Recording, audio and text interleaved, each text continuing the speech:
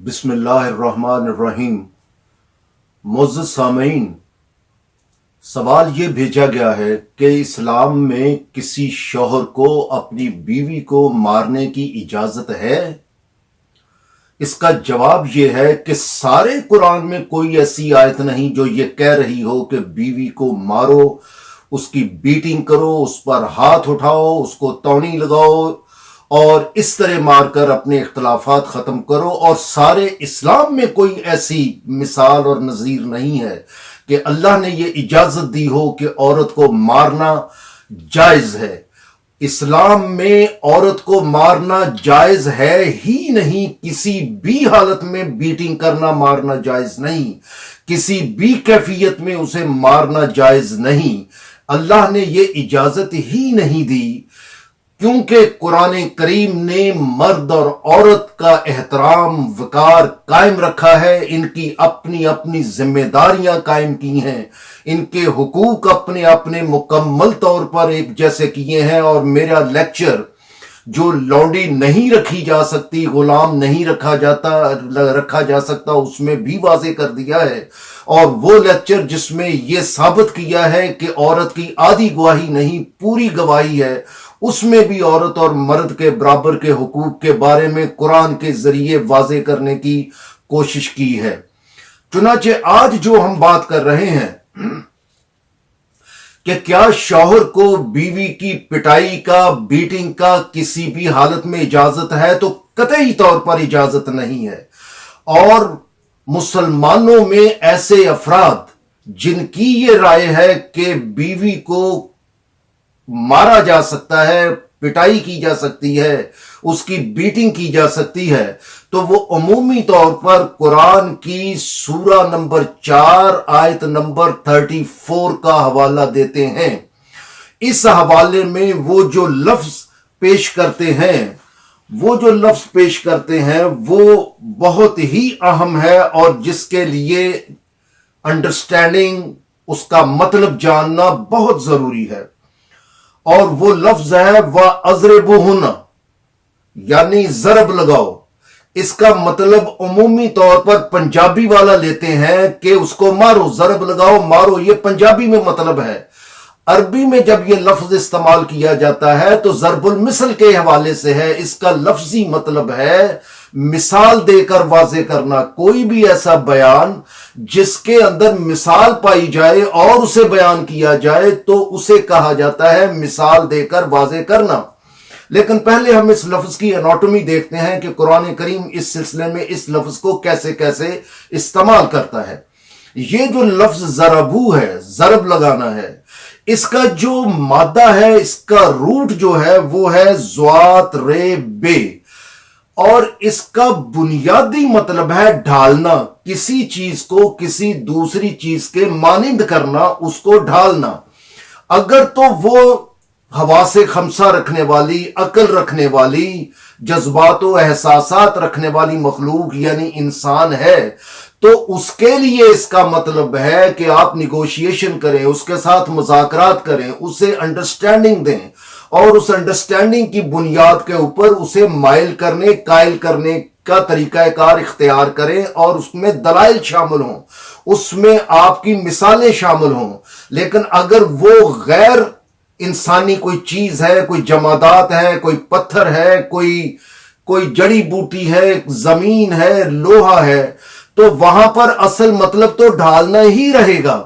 लेकिन उस ढालने को चोट लगाकर हम फिर बात करते हैं, जैसे हजरत मूसा ने अपना आसा चट्टान के ऊपर जरब लगाई, यानी उसे मारा, इसलिए कि वो चट्टान है, उसके साथ निगोशिएशन यही हो सकते हैं। लोहे को लोहे पर मारो, उसको ढालो उस तरीके से जिस तरह आप उसे ढालना चाहते हैं। किसी जड़ी बूटी को आप उसको जरब लगाओ, उसको मसलो, उसका सफूफ बनाओ ताकि वो इस्तेमाल में आ जाए। इसी वजह से वहां पर जड़ी बूटी के कोई अकल नहीं होती इंसान की तरह की, या उसके हवा से खमसा इंसान के तरह के नहीं होते, तो उसे मसलना कहते हैं या उसको ढालना इस तरीके से कहते हैं। चुनाचे जो इंसान है, इसका जो ढालना है वो है मुज़ाकरात के जरिए, निगोशिएशन के जरिए, मिसालें देकर समझाने के जरिए। चुनाचे قرآن کریم اس سلسلے میں جو آیات پیش کرتا ہے، میں آپ کی خدمت میں وہ آیات مثال کے طور پر پیش کرتا ہوں۔ مثال کے طور پر قرآن کریم آیت 36 سورہ 36 اور آیت 13 میں وَأَضْرِبُ لَهُمْ مَثَلًا، ان کے لیے ایک مثال بیان کرو۔ اللہ نے یہاں پر کن کے لیے؟ انسانوں کے لیے، وہ لوگ جو مانتے ہیں، وہ لوگ جو نہیں مانتے، ان کے لیے اللہ نے کہا مثال بیان کرو۔ وہاں پر کہا کہ ضرب، اضربو، کیوں اللہ نے یہ کہا؟ اضرب لہم، کیوں اللہ نے یہ کہا؟ اس لیے کہ ان کو دلائل دو، ان کو حکمت کے ساتھ بات بتاؤ تاکہ وہ بات سمجھیں۔ اس لیے اللہ نے استعمال کیا ضربو کے دلائل شامل کر کے کنونس کرنے کے لیے، نیگوشیٹ کرو، بات کو مثالوں سے سمجھاؤ۔ اور اسی وجہ سے اللہ نے سورہ نمبر 13 اور آیت نمبر 17 یضرب اللہ حق والباطل، اللہ حق اور باطل کو ایک مثال کے ذریعے سمجھاتا ہے۔ اللہ نے حق اور باطل کو مثالوں کے ذریعے سمجھایا۔ یہاں پر لفظ اللہ نے یضربو، یہ جو زوات ہے اگر اس کو زے سے پڑھیں تو یضربو، اگر دال سے پڑھیں تو یضربو۔ بہرحال اللہ یہ کہہ رہا ہے کہ اللہ نے حق اور باطل کو مثالیں دے دے کر سمجھایا ہے، ورنہ تو اللہ کہتا کہ انسانوں کو جو اللہ کی بات نہیں مانتا، اس کو نہ ماننے والے کو فوری طور پر اور بات چھوڑو، اس کی پٹائی کرنی شروع کر دو۔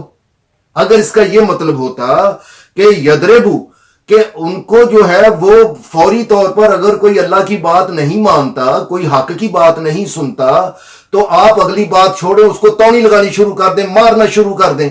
یہ تو اللہ نے نہیں کہا۔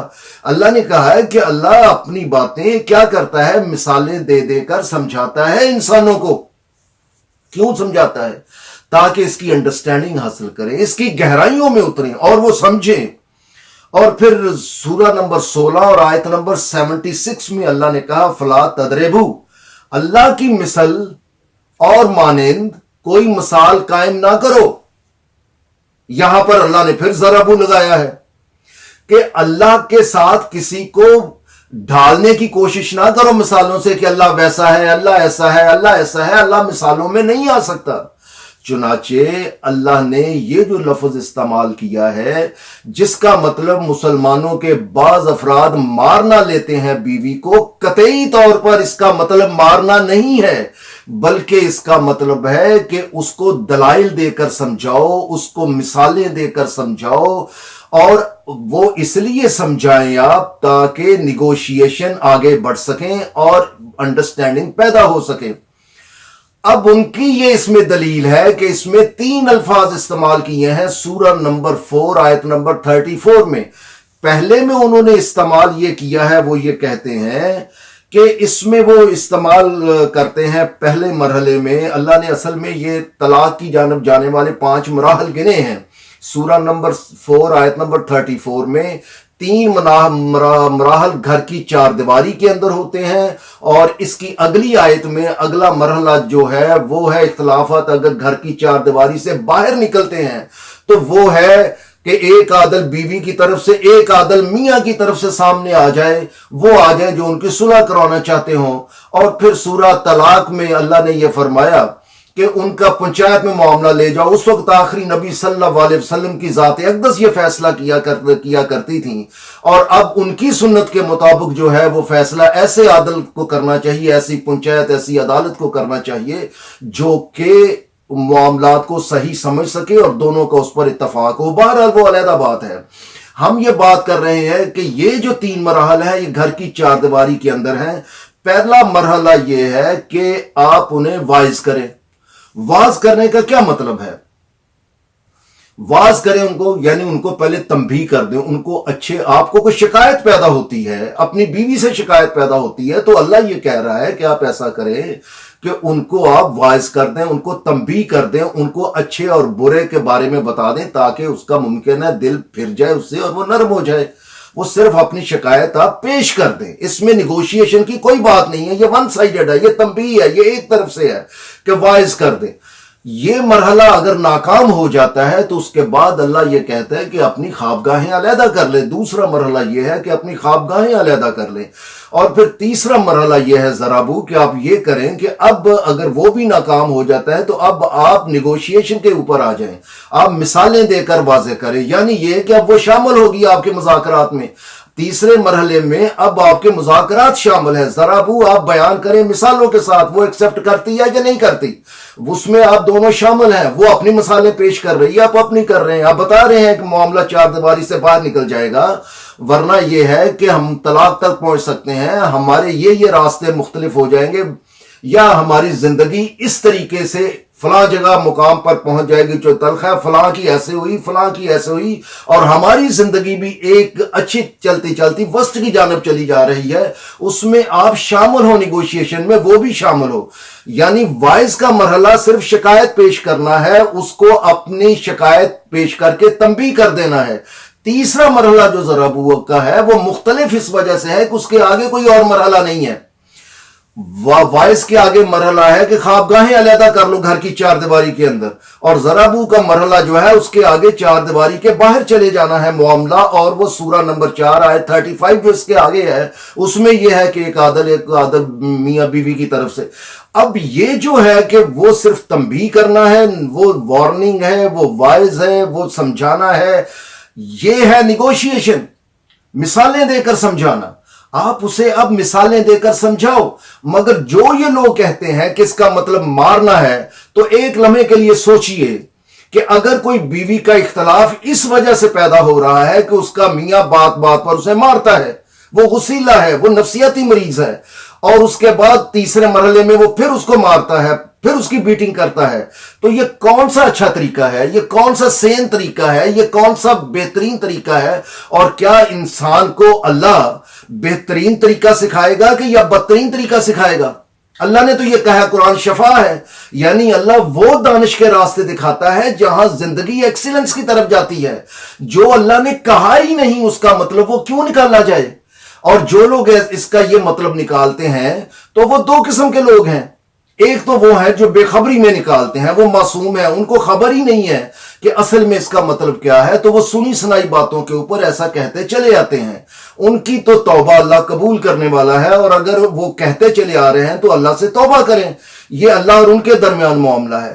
لیکن جو جان بوجھ کر اللہ کے کلام کو جھٹلانا چاہتے ہیں، جو اللہ کے دیے گئے الفاظ کو اور اس کے مطالب بھی اللہ نے خود دے دیے قرآن میں، اس کو جھٹلانا چاہتے ہیں، سرکشی کرنا چاہتے ہیں، تو یہ پھر وہ جانے اور اللہ جانے. مگر قرآن کریم نے جو الفاظ دیے ہیں وہ بار بار بتایا ہے کہ مثالوں سے سمجھاؤ، مثالوں سے سمجھاؤ. اور یہ ذرابو کا لفظ ایک دفعہ استعمال نہیں کیا گیا، قرآن کریم میں مثالوں کے سمجھانے کے حوالے سے بار بار استعمال کیا گیا ہے. آپ قرآن کریم کھولیے اور ایک ایک جگہ کے اوپر اس کو جائیے اور اس کا مطلب دیکھیے. یعنی آپ ڈھالیں، آپ انسانوں کو کنونس کریں، آپ ان کو مائل کریں. اور کس طرح مائل کریں؟ آپ ان کو حکمت کے ساتھ مائل کریں، آپ ان کو بہترین وائز کے ساتھ مائل، یہاں تک کہ آخری نبی صلی اللہ علیہ وسلم کی ذات اقدس کو بھی اللہ نے ان کے ذریعے ہمیں یہ ہدایت کی کہ آپ نے وائز بھی کرنی ہے تو حسنت طریقے سے، حسین طریقے سے کریں، بیلنس طریقے سے کریں. فتوے نہ دیتے رہیں بات بات پر، انسانوں کو گالیاں نہ دیتے رہیں اسلام کی طرف لانے کے لیے. آپ ان کو تلخی ابیوسو لینگویج استعمال نہ کریں. اگر آپ ان کے نظریات، ان کی یہ تحقیق سے متفق نہیں ہیں تو آپ ان کے لیے ابیوسو لینگویج نہ اختیار کریں. اللہ نے کہا ہے یہ، اور وہ اللہ نے یہ کہا ہے کہ حکمت سے بات کریں. آپ وائس بھی بیلنس طریقے سے، حسنا کہ انتہائی ایکسیلنٹلی بیلنسڈ، اس کے طریقے سے بات کریں. بیویوں کے بارے میں ہے کہ اگر آپ کے اختلافات نہیں ختم ہو رہے تو ذرا بو آپ ان کو آخری کوشش کر کے تو دیکھیں. آپ ان کے ساتھ ذرا بو ان کو مثالیں دے کر بات کریں، ان کے ساتھ مائل کرنے کی کوشش کریں، ان کی بھی بات سنیں. ذرا بو ان کی بھی بات سنو. آپ مثالیں دے کر بات کرو گے تو جواب میں وہ آپ کو سمجھائے گی، بات دے گی، یا اس کی بات غلط ہے یا ٹھیک ہے. تو اللہ نے یہ کہا ہے کہ بھئی آپ بات سناؤ، اس کی بات سنو، ذرا بو مثالیں دے کر بیان کرو. چنانچہ یہاں پر مطلب کانٹیکسٹ کے حوالے سے کانٹیکسٹ کے حوالے سے مطلب ہے مثالیں دے کر بات کو واضح کرو، کیونکہ جو طلاق ہی مارنے کی وجہ سے لینا چاہتی ہے وہ اس مرحلے میں کیا پھر اس کو مارا جائے گا، تونی لگائی جائے گی، اس کو بیٹنگ کی جائے گی، اور پھر کہا جائے گا کہ اب جناب علی ہم نے 3 مرحلے پورے کر لیے ہیں؟ تو یہ تو ظلم ہی ظلم ہے۔ تو کیا اللہ ظلم کی اجازت دیتا ہے؟ سارے قرآن میں اللہ نے عدل کی اجازت دی ہے، ظلم کی تو اجازت ہی نہیں دی ہے کہ آپ زیادتی پہ زیادتی کرتے چلے جائیں۔ لیکن ہم ذرا آگے بڑھتے ہیں، یہ تو قرآن کی آگاہی ہے۔ فرض کریں جو لوگ کہتے ہیں ہم نہیں مانتے، ہم اس کو نہیں مانتے، تو ٹھیک ہے، پھر ہم آخری نبی صلی اللہ علیہ وسلم کی ذات اقدس کی سنت کی طرف جاتے ہیں۔ ان سے زیادہ بہتر قرآن کریم کو کون سمجھتا ہے، کون جانتا ہے؟ سب سے زیادہ اس کائنات میں تو قرآن کی آگاہی آخری نبی کی ذات اقدس کو ہے۔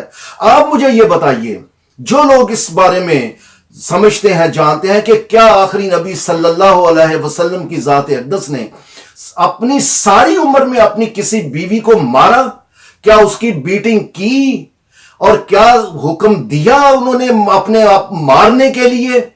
معزز سامعین، سورہ تحریم آپ کے سامنے ہے۔ سورہ تحریم آپ اپنی بیویوں سے، بعض بیویوں سے سخت ناراض ہوئے، لیکن اللہ نے نہیں کہا کہ مارو انہیں، اور آپ صلی اللہ علیہ وسلم نے کسی کی بیٹنگ نہیں کی۔ پھر آگے بڑھیے آپ کہ سیدہ حضرت عائشہ رضی اللہ تعالیٰ عنہ، ان کا واقعہ سامنے آتا ہے۔ آپ غمگین ہوئے کچھ دنوں کے لیے۔ آپ مجھے یہ بتائیے کہ کیا آپ نے سیدہ حضرت عائشہ پر ہاتھ اٹھایا؟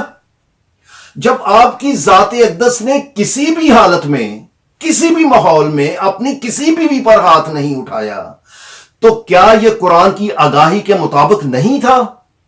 یہ قرآن کی آگاہی کے مطابق تھا کہ آپ نے ہمیشہ اپنی بیویوں کے ساتھ ایسا سلوک کیا جیسا کہ قرآن نے حکم دے رکھا تھا۔ آپ ناراض، یقیناً میاں بیوی کے درمیان اس دواجی زندگی میں ناراضگی ہو جاتی ہے، لیکن کہیں حکم نہیں آیا کہ آپ انہیں مارو، ورنہ آپ صلی اللہ علیہ وسلم ہاتھ اٹھاتے۔ ہم آگے چلتے ہیں۔ حضرت لوط کی بیوی سے بڑھ کر نافرمانی جو ہے، جو انتہائی شدید نافرمانی کی، تو کیا حضرت لوط نے اپنی بیوی کو مارا؟ اور کیا اللہ کا حکم ہے وہاں پر کہ بیوی کو مارو؟ یہ تو نبیوں کی سنت ہے کہ عورتوں کے اوپر ہاتھ اٹھاتے ہی نہیں، مارتے ہی نہیں، وہ اپنا طریقہ بیان کر دیتے ہیں، وہ اپنی سچائیاں بیان کر دیتے ہیں، مگر ہاتھ تو نہیں اٹھاتے، بیٹنگ تو نہیں کرتے۔ اللہ نے حکم نہیں دیا، نبیوں کی یہ سنت نہیں ہے، تو کون سے اسلام میں یہ ہے کہ بیویوں کو مارا جائے؟ اور آگے سنیے، میں آپ کی خدمت میں بعض لوگوں کی یہ آیت پیش کرتا ہوں۔ وہ یہ کہتے ہیں، بعض لوگوں کی جانب سے جو آیت پیش کی جاتی ہے، وہ کہتے ہیں کہ حضرت ایوب نے اپنی بیوی کو مارا۔ سارے قرآن میں کوئی ایسی آیت نہیں ہے جس میں یہ ہو کہ حضرت ایوب نے اپنی بیوی کو مارا، اور میں اس کا ترجمہ آپ کی خدمت میں پڑھ دیتا ہوں۔ سورہ 38 اور آیت نمبر 42، 43، 44، یہ 3 آیات کا ترجمہ میں آپ کے سامنے پڑھ دیتا ہوں، اور مہربانی سے آپ دیکھیے کہ کیا اللہ نے کہا ہے کہ اپنی بیوی کو مارا جائے۔ اور ترجمہ یہ ہے، 42 سے میں 44 تک صرف ترجمہ پڑھ رہا ہوں۔ حضرت ایوب علیہ السلام کا جو قصہ بیان ہوا اس سلسلے میں، چنانچہ ہم نے اس کی رہنمائی کی کہ زمین پر اپنا پاؤں مارو۔ ایوب نے ایسا ہی کیا تو اس جگہ سے جو چشمہ پھوٹ پڑا تو وہ نہانے اور پینے کے لیے ایسے ٹھنڈے پانی کا تھا جو اس ماحول میں راحت جاں ثابت ہوا، اور ہم نے اس کو اس کے ساتھی بھی دے دیے، بلکہ ان کے ساتھ ان جیسے اور بھی شامل ہو گئے جو اہل ایمان تھے۔ ہماری طرف سے یہ تھی قدم بقدم اس کی مدد و رہنمائی جو اسے کمال کی طرف لیے جا رہی تھی۔ چنانچہ جو لوگ عقل و بصیرت رکھتے ہیں ان کے لیے اس میں سبق آموز آگاہی ہے، اور یہ کہ حالات اچھے ہوں یا برے، ہمیشہ پکارنا اللہ ہی کو چاہیے اور اسی کے حکام و قوانین سے چمٹے رہنا چاہیے۔ اور آخری سورہ 44 یہ ہے، اور جو زخم اسے درد میں مبتلا کیے ہوئے تھے اس کے لیے رہنمائی یوں کی، یہ بریکٹ ہے، رہنمائی یوں کی کہ ہم نے اسے حکم دیا کہ اپنے ہاتھ میں مٹھی بھر جڑی بوٹی لو اور ان سے ان کو مسلو اور ان زخموں کے اوپر لگا دو، اور نافرمانی نہ کرنا، یعنی جو حکم دیا جا رہا ہے اسے ویسے ہی کرتے جاؤ۔ حقیقت یہ ہے کہ ہم نے اسے ہر مصیبت و آزمائش میں ڈٹ جانے والا ہی پایا، اور وہ ہمارا بہترین اطاعت گزار اور یقیناً ہر معاملے میں ہمارے ہی احکام و قوانین کی طرف رجوع کرنے والا تھا۔ اس میں تو کہیں نہیں ہے اس نے اپنی بیوی کو مارا. لیکن اس سلسلے میں جو دو الفاظ ہیں وہ بعض اوقات لوگ ان سے اپنی مرضی کا مطلب لے لیتے ہیں. ایک تو سورہ 44 میں، سورہ 38 کی آیت 44 میں وہ لفظ لیتے ہیں زگسن. یہ دال سے بھی پڑھ سکتے ہیں زوات کو، اور اس سے بھی پڑھ سکتے ہیں. یہ جو لفظ ہے اس کا جو لفظی مطلب ہے، اس کا جو مادہ ہے وہ ہے زوات غین سے. زوات غین سے اس کا بنیادی مطلب ہے ملا جلا ہونا، ملی جلی جڑی بوٹی. کیونکہ جڑی بوٹیاں آپس میں ملا جلا کر جب دیتے ہیں تو ان جڑی بوٹیوں کو، ان گھاس پھوس کو جب وہ آپس میں ملا جلا دیتے ہیں تو ان کو بھی زیکسن کہتے ہیں.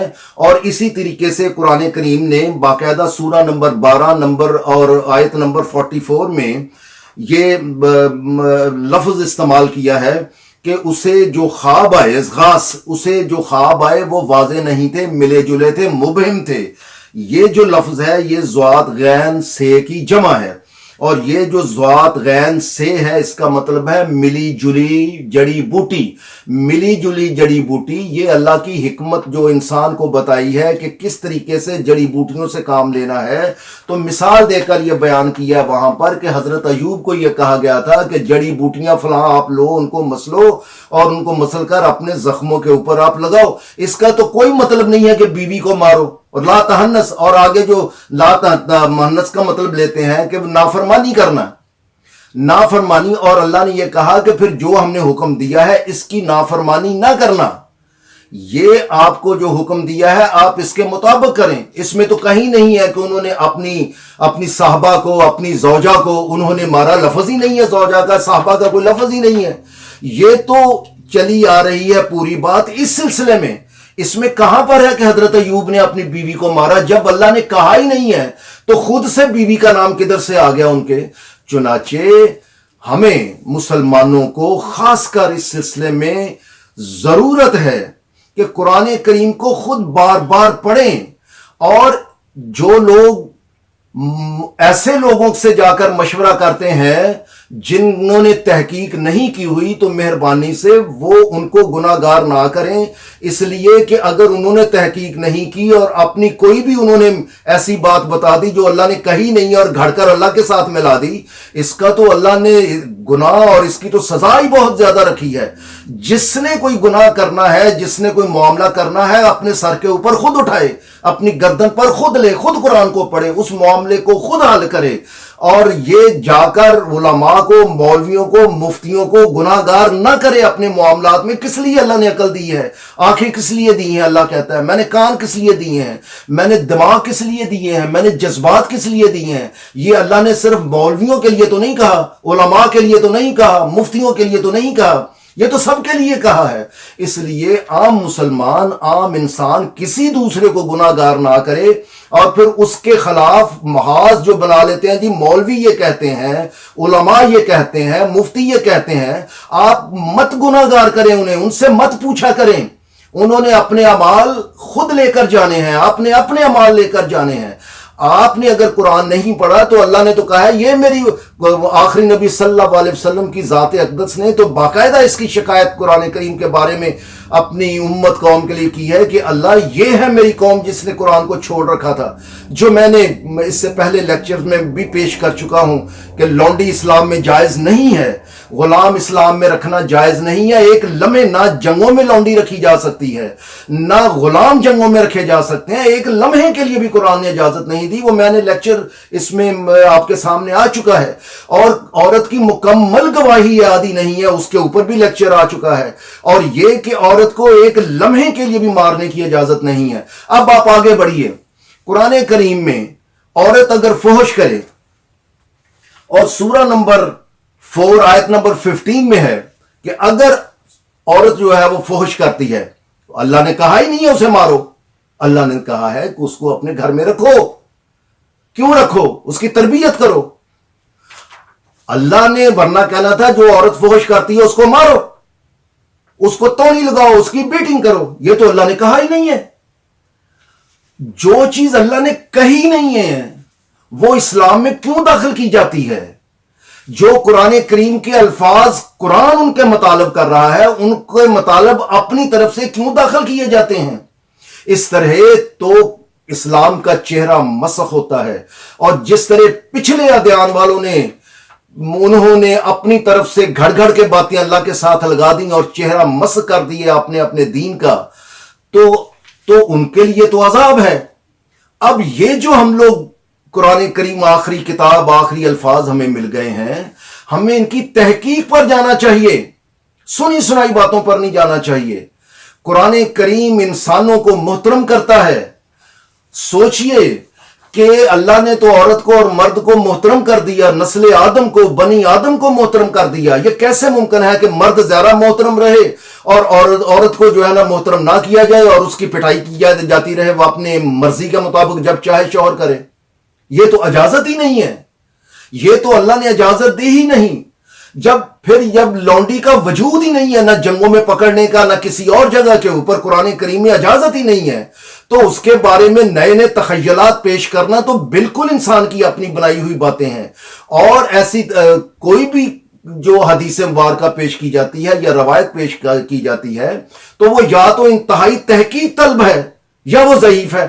اس وجہ سے خود قرآن کریم کی تحقیق کرنی چاہیے، بار بار پڑھنا چاہیے. اللہ کا کلام ہمیشہ کے لیے انسان کو زوال سے نکال کر ایکسیلنس کی طرف لے کر جاتا ہے. لہٰذا معزز سامعین، جو کچھ مجھے آگاہی قرآن سے نصیب ہو سکی میں نے وہ آپ کی خدمت میں پیش کر دی ہے. آپ کا بہت شکریہ.